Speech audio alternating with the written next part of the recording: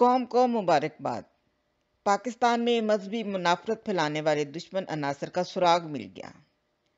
گزشتہ روز علماء کونسل کے چیئرمین جناب حضرت مولانا طاہر اشرفی صاحب اور دیگر شرکاء اجلاس کے مطابق موجودہ حالات میں ملک میں فرقہ وارانہ انتشار اور فساد پیدا کرنے والے عناصر کے پیچھے بھارتی سازش ہے۔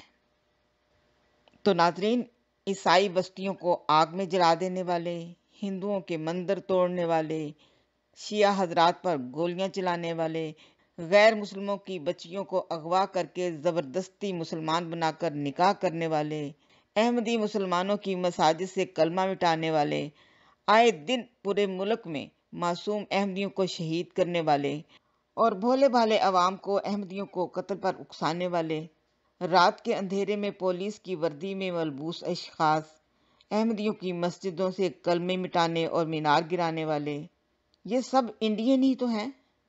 اگر یہ انڈین نہیں ہیں تو پھر انڈیا کے کہنے پر کر رہے ہیں، تو پھر انڈیا کو کس لیے الزام دیتے ہو؟ اپنے آپ کو الزام دو نا، انڈیا تو نہیں آ کے کر رہا نا، کر تو آپ ہی لوگ رہے ہیں۔ حقیقت تو یہ ہے کہ یہ جتنے کرسیوں پہ بیٹھے ہوئے ہیں نا، یہ اور پھر آگے ان کے چیلے، ان میں اکثریت کا یہی کام ہے، ملک میں نفرتیں پھیلانا۔